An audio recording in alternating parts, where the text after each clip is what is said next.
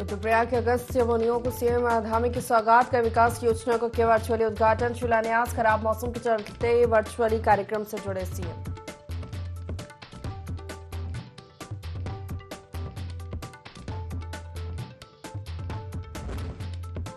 कल से शुरू हो रहा उत्तराखंड विधानसभा का सत्र। गैरसैंण में शाम 6 बजे होगी भाजपा विधायक दल की बैठक, तो कांग्रेस विधायक भी सरकार को घेरने की बनाएंगे रणनीति।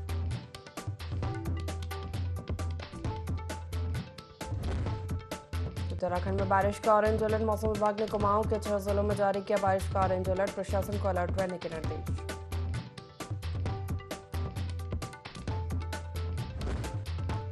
दिल्ली मुनस्यारी एनएच हाईवे हुआ बंद। यूको बैंक के पास लैंडस्लाइड होने के बाद बंद हुआ एनएच। पल भर में पूरा पहाड़ सड़क पर टूट गिरा।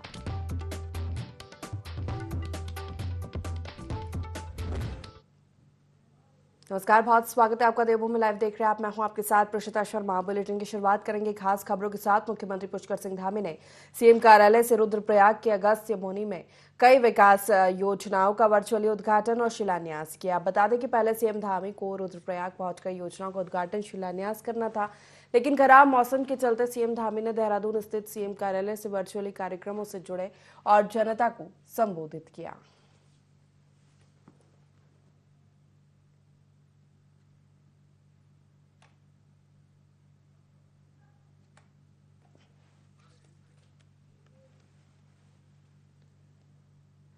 खबर आपको बता रहे हैं, जो अगस्त्यपुरी में वर्चुअली विकास कार्य का शिलान्यास लोकार्पण उन्होंने किया है।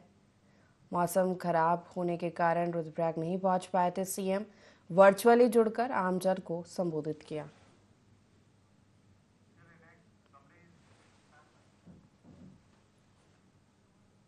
बीजेपी का सदस्यता अभियान लगातार जारी है। अभियान को लेकर भाजपा प्रदेश प्रवक्ता कमलेश रिमन का कहना है कि सदस्यता अभियान के तहत लोगों को जोड़ा जा रहा है, जिससे संगठन और भी मजबूत हो। और इसी के तहत कल कार्यक्रम के प्रभारी की अध्यक्षता में बैठक होगी। बैठक में बड़े स्तर पर नए सदस्यों को जोड़ने को लेकर रणनीति बनाई जाएगी।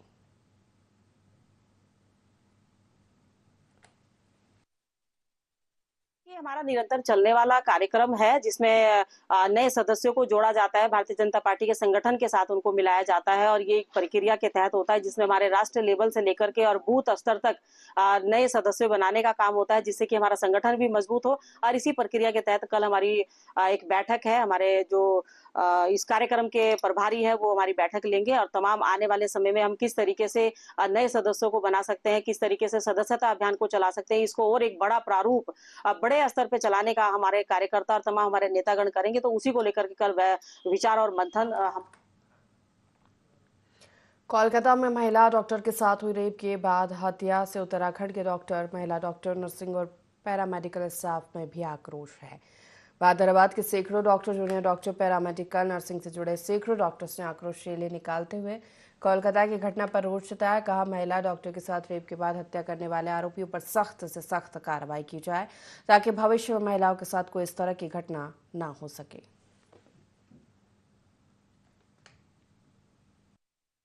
देश में एक बहुत बड़ी घटना हुई है अभी, जिसमें एक लेडी डॉक्टर का रेप एंड उसके बाद उसका मर्डर हुआ है। तो ये एक बहुत ज़्यादा शेमफुल इवेंट हुआ है हमारे देश में। हम इसके खिलाफ हमने आज एक पीसफुल एक रोड मार्च निकाली है और हमारा जो एम है वो यही बताना है कि ये सिर्फ एक डॉक्टर के साथ नहीं हो सकता है, कोई भी हो सकता है कल को।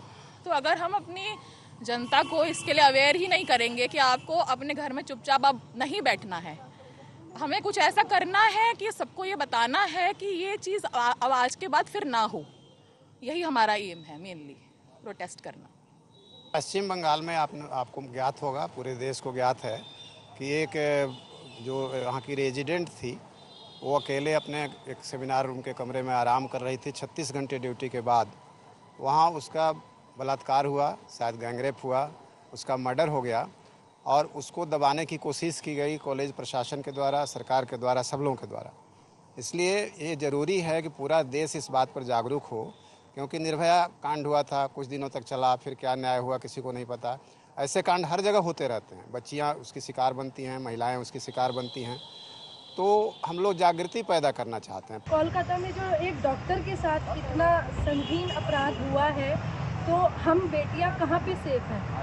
सरकार हमारी कहती है बेटी बचाओ बेटी पढ़ाओ अभियान चलाती है। आज की डेट में हम अपनी बेटियों को घर से बाहर निकालने में बड़े अनसेफ फील करते हैं। तो मेरी सरकार से रिक्वेस्ट है कि हमें इस अभियान को ही बंद कर देना चाहिए। जब हमारी बेटियां अपने वर्क प्लेस पे ही सेफ नहीं हैं और घर के बाहर ही सेफ नहीं है, तो हम अपनी बेटी को घर से बाहर क्यों निकालें? मेरी सरकार से रिक्वेस्ट है कि जो भी अपराध आज तक हुए हैं उनको यहीं के रोक दिया जाए, ताकि आगे कोई भी इस अपराध को करने से पहले 1000 वर्ष। पहाड़ों में मूसलाधार बारिश होने से जनजीवन अस्त व्यस्त हो गया। ऐसे में बद्रीनाथ राष्ट्रीय राजमार्ग पागल नाला गुलाबकुटी ठनका में भारी मलबा आने के चलते मार्ग अवरुद्ध हो गया। लगातार गुलाबकुटी के पास से बद्रीनाथ राष्ट्रीय राजमार्ग बाधित होने से तीर्थयात्री स्थानीय लोगों को भारी दिक्कत हो रही है। रास्ता बंद होने से वाहनों की लंबी कतार लग गई। संबंधित विभाग की मशीन घटनास्थल पर मार्ग को खुलाने में जुटी हुई है।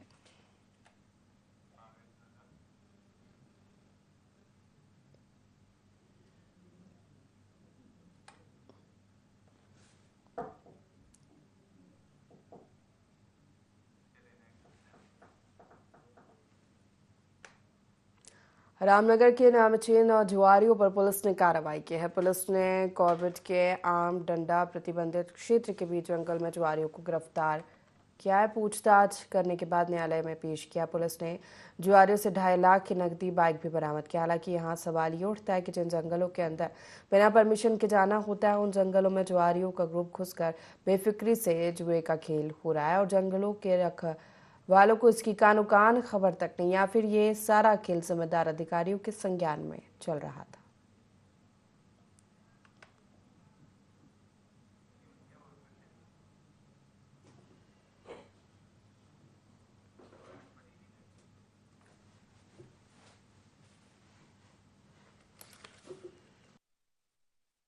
में काफ़ी समय से जुए की शिकायत मिल रही थी। पुलिस द्वारा मुखबिर की सूचना पर आज कुल 8 जुआरियों को करीब 2.5 लाख रुपए के साथ गिरफ्तार किया गया है और कुछ बाइकें भी हमारे द्वारा वहां सीज की गई हैं। और इस संबंध में जो है जो लोग इस वारदात में लिप्त थे उनके संबंध में जानकारी की जा रही है और मुलजिमों को रिमांड हेतु पेश किया जाएगा। जुआ खेले थे सभी को पकड़ लिया है। अन्य लोगों के बीच में तलाश की जा रही है कि जो लोग इसमें इन्वॉल्व थे हमारे द्वारा विस्तृत पूछताछ कर उनको इस संबंध में आवश्यक कार्रवाई की जाएगी। हमारे द्वारा लगातार सक्रिय रहकर जो भी सूचनाएं संकलन की जाएंगी उनकी पुष्टि होने पर हमारे द्वारा आगे भी इस संबंध में वैधानिक कार्रवाई की जाएगी। चंपावत जिले के लोहाघाट में महिला कांग्रेस जिलाध्यक्ष विमला मेहरा के नेतृत्व में महिला कांग्रेस ने पूर्व प्रधानमंत्री राजीव गांधी के जन्मदिवस को धूमधाम से मनाया गया। साथ ही उनके चित्र पर पुष्प अर्पित कर उन्हें याद किया। महिला कांग्रेस जिलाध्यक्ष विमला मेहरा और कांग्रेस पदाधिकारियों ने कहा कि स्वर्गीय राजीव गांधी देश के सबसे लोकप्रिय प्रधानमंत्री रहे। उन्हीं ने देश में कंप्यूटर क्रांति, पंचायती राज और युवाओं को 18 साल की उम्र में मतदान का अधिकार देने के साथ साथ देश के हित में अनेकों कार्य किए हैं।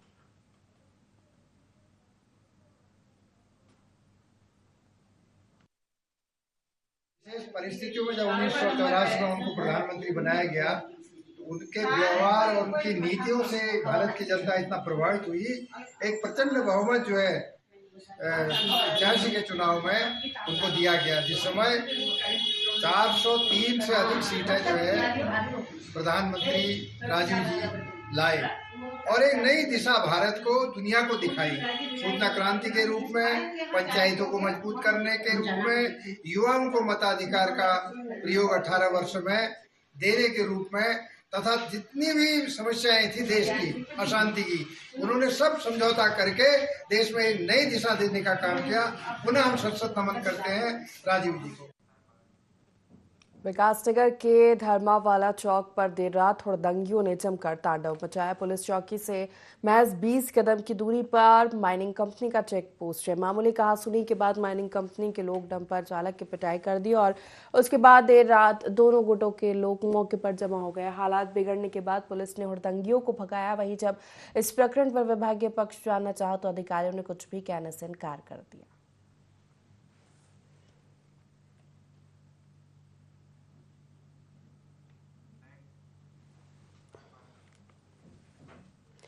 नेहरू कॉलोनी क्षेत्र में हुई चोरी की बड़ी घटना का दोन पुलिस ने खुलासा किया, जिसमें पुलिस ने पंजाब के 2 शातिर नकबचनों को गिरफ्तार किया। पकड़े गए अभियुक्तों के कब्जे से लगभग 41 लाख रुपए के जेवर बरामद किए गए। एसएसपी अजय सिंह ने बताया पुलिस टीम ने दूधली रोड से घटना में सम्मिलित 2 अभियुक्तों को गिरफ्तार कर उनके कब्जे से चोरी का सामान बरामद किया। आरोपियों से पूछताछ में बताया गया कि वे दूना सपेरा जनजाति के खानाबदोश किस्म के लोग हैं जिनका कोई स्थायी ठिकाना नहीं है। मुखबिर के माध्यम से मैनुअली पता चला, चूंकि वहाँ कहीं सीसीटीवी नहीं था, कि एक सपेरा जाति के लोग जो है यहाँ पर काफ़ी दिनों से घूम रहे हैं यहाँ पर, और चूंकि इस तरह के कुछ जाति के लोग पहले भी अपराध में लिप्त रहे हैं, तो मैनुअल पुलिसिंग के अनुसार जो है इसमें हमारी टीम ने काम किया और इसको 2 लोग को इसमें गिरफ्तार किया जो तरन तारण पंजाब के रहने वाले हैं। इनका नाम सौरभ और मनदीप है, और समस्त ज्वेलरी जो इनके साथ चोरी हुई थी वो सब बरामद हुई। बरामद ज्वेलरी के बाद जब परिजनों को दिखाया गया तो उसकी कीमत करीब 41 लाख रुपए, चूंकि काफ़ी सारी चीज़ें वो भूल गए थे लिखवाना, एक बहुत बड़ी चोरी का खुलासा हुआ है। पूछताछ में पता चला कि सपेरा जनजाति के लोग हैं, ये अपने कपड़ों को बदल देते हैं जब कहीं घटना करते हैं जिससे कहीं सीसीटीवी में ना आए, साथ ही साथ पब्लिक ट्रांसपोर्ट का प्रयोग करते हैं बहुत दूर जाकर, और रेलवे ट्रैक को ही फॉलो करके जाते हैं। ये जो घर था वहाँ से पास में रेलवे ट्रैक है जयपुर कला में, तो उन्होंने वहाँ चोरी करी और रेलवे ट्रैक से पैदल ये निकल गए और इसके बाद ये पब्लिक ट्रांसपोर्ट को पकड़ते हैं। फुटेज कहीं नहीं थी, मैनुअल पुलिसिंग के आधार पर, मुखबिर की सूचना के आधार पर जो हमारी टीम लगी थी, बहुत बड़ा वर्कआउट किया और 41 लाख की इसमें जो पूरी ज्वेलरी थी वो बरामद कर ली गई। अभियुक्तों को आज जेल में भेजा जाए। विकासनगर अंतर्गत दिल्ली यमुनोत्री नेशनल हाईवे के नाम से जाने जाने वाले कालसी जुड्डू मोटर मार्ग पर लैंडस्लाइड की भयावह तस्वीरें सामने आई। पहाड़ के दरकने से यातायात पूर्णतः बाधित हो गया है, जिसे सुचारू करने के लिए जद्दोजहद जारी है। पहाड़ दरकने की ये तस्वीरें भयावह इसलिए भी है क्योंकि इसी जगह पर कल पीडब्ल्यूडी के एक कर्मी का रेस्क्यू किया गया था। गनीमत ये रही कि पीडब्ल्यूडी कर्मी इस लैंडस्लाइड की चपेट में नहीं आया, वरना बड़ा हादसा हो सकता था।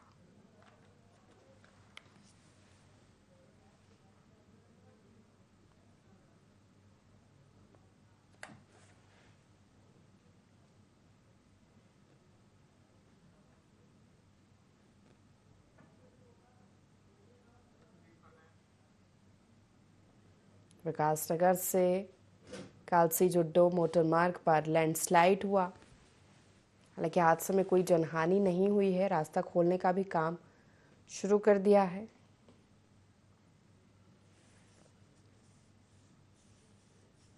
यातायात की सुविधा पूरी तरह से वहां पर बंद हो गई है, बाधित हो गया है पूरा मोटर मार्ग।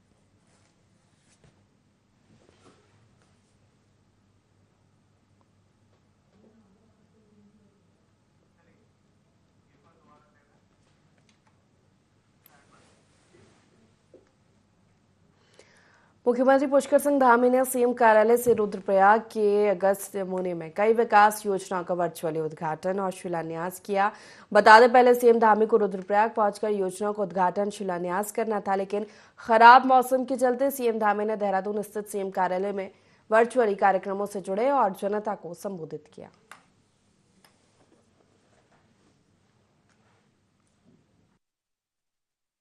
आप सबको पता है कि आज हमारी बहनें, विशेषकर राखी के अवसर पर मैं कहना चाहता हूं कि हमने मुख्यमंत्री स्वरोजगार सशक्तिकरण योजना पिछले दिनों चलाई है। इसके साथ साथ मुख्यमंत्री उत्सव बहना भी चलाई है, और इनके पीछे हेतु है कि हमारी जो बहनें अपने घरों में एक से एक अच्छे उत्पाद बना रही हैं और अपने रोजगार के साथ साथ और लोगों को भी रोजगार से जोड़ने का काम कर रही हैं, स्वरोजगार देने का काम कर रही हैं और एक से एक अच्छे उत्पाद बना रही हैं। चाहे जिस क्षेत्र में देखिए, आज हमारी बहनों के द्वारा बनाए हुए उत्पाद, आज उसकी मांग पूरे देश के अंदर और विश्व के कोनों पर भी होने लगी है। हमने अभी माननीय प्रधानमंत्री जी के हाथों हाउस ऑफ हिमालय ब्रांड इसका उद्घाटन कराया था। माननीय प्रधानमंत्री जी ने उसका उद्घाटन किया। उसके कारण से आज पूरे देश के और दुनिया के अंदर हमारे यहाँ के बने हुए मिलेट्स हैं, हमारे सिलाई, कढ़ाई, बुनाई, हमारे खाने के सामान, हमारी बहनें जो प्रसाद बनाती हैं या अन्य प्रकार के उत्पाद बनाती हैं, उन सबको आज मान्यता मिल रही है। और हमारा भी ये प्रयास है कि सरकार इन सबको एक अच्छा विपणन का केंद्र दे। इसीलिए हमने मुख्यमंत्री सशक्त उत्सव बहना योजना प्रारंभ की है और इस योजना के माध्यम से हमारी बहनों के उत्पाद देश दुनिया में जाएंगे। और आज एक जनपद 2 उत्पाद योजना से भी स्थानीय उत्पादों को पहचान दिलाने का काम कर रहे हैं। प्रदेश की मातृशक्ति को हर जगह पर स्थान मिले, उसके लिए हमने सरकारी नौकरियों में भी 30% का क्षैतिज आरक्षण का विधेयक लाकर इसका प्रावधान कर दिया है। अब हर क्षेत्र में हमारी बहनों को, हमारी मातृशक्ति को स्थान मिलेगा। और 7 फरवरी 2024 को उत्तराखंड विधानसभा से हमने राज्य आंदोलनकारियों का जो क्षैतिज आरक्षण, जो 10% आरक्षण था, वो आरक्षण भी पारित कर दिया था, उस विधेयक को पारित कर दिया था। और माननीय राज्यपाल महोदय ने अभी 2 दिन पहले उसकी स्वीकृति प्रदान कर दी है और अब विधिवत रूप से हमारे आंदोलनकारियों और उनके आश्रितों को यह आरक्षण मिलने लगेगा। खिलाड़ियों के उत्थान के लिए बहुत अच्छा था कि आज मैं जब आप सबके बीच में आ रहा था सवेरे, आज 3 हमारे राज्य से जिन्होंने ओलंपिक में भाग लिया, जिन हमारे खिलाड़ियों ने, सूरज पवार, अंकिता ध्यानी और परमजीत, तीनों लोगों से मैंने आज भेंट करी। पहले लक्ष्य से 1-2 दिन पहले यहाँ मिलकर गए थे। और हमारे छोटे राज्य से भी 4 लोगों का ओलंपिक में पार्टिसिपेट करना, भाग लेना बहुत हम सब लोगों के लिए गौरव की बात है। खिलाड़ियों के उत्थान के लिए हमने नई खेल नीति हम लाए हैं। मुख्यमंत्री खिलाड़ी उन्नयन योजना, उसमें उभरते हुए खिलाड़ियों को 1500 रुपये प्रतिमाह खेल छात्रवृत्ति के साथ ही अन्य सुविधाएं भी दी जा रही हैं। खिलाड़ी प्रोत्साहन योजना का प्रारंभ किया गया है। इस योजना में 14 वर्ष से लेकर 23 वर्ष तक के खिलाड़ियों को 2000 रुपये प्रतिमाह छात्रवृत्ति एवं 10,000 रुपये प्रतिवर्ष खेल उपकरण खरीदने के लिए भी ये राशि दी जाएगी। पर्यटन के साथ साथ संस्कृति का संरक्षण भी हम कर रहे हैं। हम केदारखंड के सभी मंदिरों का विकास कर रहे हैं। ग्रामीण अर्थव्यवस्था के लिए होम स्टे योजना बहुत महत्वपूर्ण है और होम स्टे योजना को बढ़ाने का काम हमारी सरकार लगातार रूरल इंक्यूबेटर के माध्यम से भी। चंपावत जिले के लोहाघाट के सुई विशुंग के प्रसिद्ध वायुरथ महोत्सव का आयोजन किया गया, जिसमें मां भगवती के वायुरथ ने 5 गांव सुई और 20 गांव विशुंग की परिक्रमा की। श्रद्धालुओं ने देवी रथ के दर्शन कर पुण्य लाभ अर्जित किया। इससे पूर्व विधि विधान से हुई सुई की शिव मंदिर प्रांगण में 4 ध्योली के आयुधों को पवित्र जल व दूध से स्नान कराया गया। रथ के साथ चल रहे देव टांगरों देव के गणों ने आधा दर्जन से अधिक स्थानों में दूध और अक्षत की काल खाई। रथ के आगे भगवती के बेताल और पीछे हजारों की संख्या में जयकारा लगाते हुए हर आयु वर्ग के भक्त चल रहे थे। महिलाएं मंगल गीत गाते वातावरण को भक्तिमय बना रही थी। रथ से मां भगवती का खाली रथ ले जाया गया। वायु रथ का जगह जगह हजारों लोगों ने फूल अक्षत से स्वागत किया।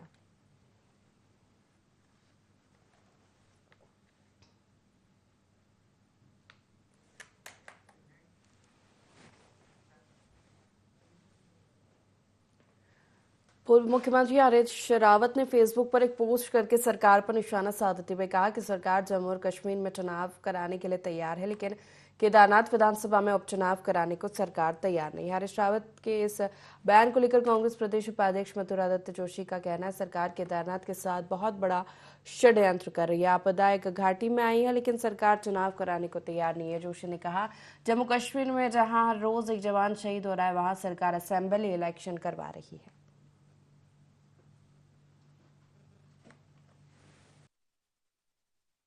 टालना चाह रही है और सरकार को खतरा है। सरकार अपनी हार सुनिश्चित देखकर केदारनाथ के चुनाव को टाल देगी, एक षड्यंत्र के तहत टाल देगी। नहीं तो जब आप JNK में चुनाव करा सकते हो, वहाँ रोज सीमा में कोई न कोई नौजवान हताहत हो रहा है, आतंकवादी हमले हो रहे हैं।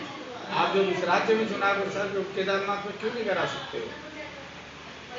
आपदा एक पर्टिकुलर वैली में आई है, आप वहाँ आपदा का काम नहीं करा पा रहे हो। आप वहाँ ये नहीं पता कर पाए कि क्या कितना नुकसान हुआ, क्या चीज़ें, कितना लोग हताहत हुए हैं, कितने मवेशी मरे हैं, कितने करोड़ का नुकसान हो गया, वही आपको पता नहीं। लेकिन हमारा आरोप है कि सरकार जानबूझकर केदारनाथ के चुनाव को टाल रही है और केदारनाथ के साथ अत्याचार। राज्यपाल ने राज्य आंदोलनकारियों के 10% क्षेत्रीय आरक्षण अधिनियम को मंजूरी दे दी है, जिसके बाद राज्य आंदोलनकारियों में हर्ष की लहर है। प्रदेश प्रवक्ता प्रदीप कुकरेती ने कहा कि हम सभी पिछले 11 सालों से संघर्षरत अधिनियम हस्ताक्षर हुए पर मुख्यमंत्री और राज्यपाल के द्वारा सभी राज्य आंदोलनकारियों के लिए रक्षाबंधन का उपहार। ये सभी राज्य आंदोलनकारियों के संघर्ष का परिणाम है। इस अधिनियम के हस्ताक्षर होने से 10,000 राज्य आंदोलनकारी परिवारों को लाभ मिलेगा।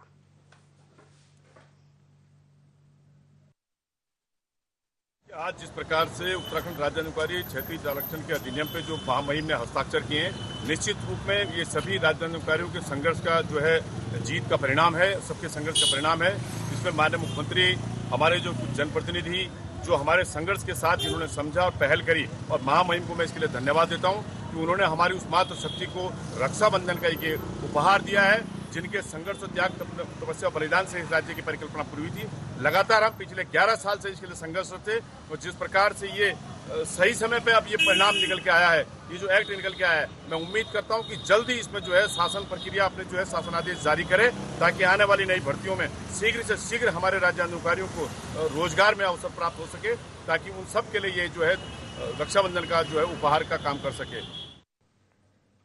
मौसम विभाग ने उत्तराखंड में 2 दिन हल्की से मध्यम बारिश की संभावना जताई है। मौसम विज्ञान केंद्र देहरादून के निदेशक डॉक्टर विक्रम सिंह का कहना है कि आज और कल कई जिलों में हल्की से मध्यम बारिश देखने को मिल सकती है। उन्होंने कहा कि आज देहरादून, बागेश्वर, पिथौरागढ़ में भारी बारिश हो सकती है।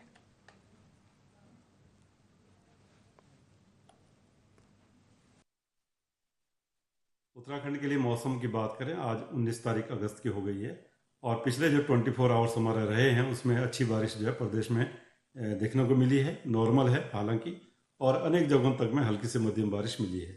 जहां तक भारी से बहुत भारी वर्षा की बात है तो वो देहरादून डिस्ट्रिक्ट में मिली है और इसी तरह बागेश्वर डिस्ट्रिक्ट में मिली है। इसके साथ ही जो भारी वर्षा है वो एका दुक्का जगहों में आपके पिथौरागढ़ डिस्ट्रिक्ट, रुद्रप्रयाग डिस्ट्रिक्ट और यूएस नगर डिस्ट्रिक्ट में भी वो मिली है। इसी के साथ देवभूमि लाइव में फिलहाल इतना ही। लगातार खबरों के लिए देखते रहिए IND24। नमस्कार।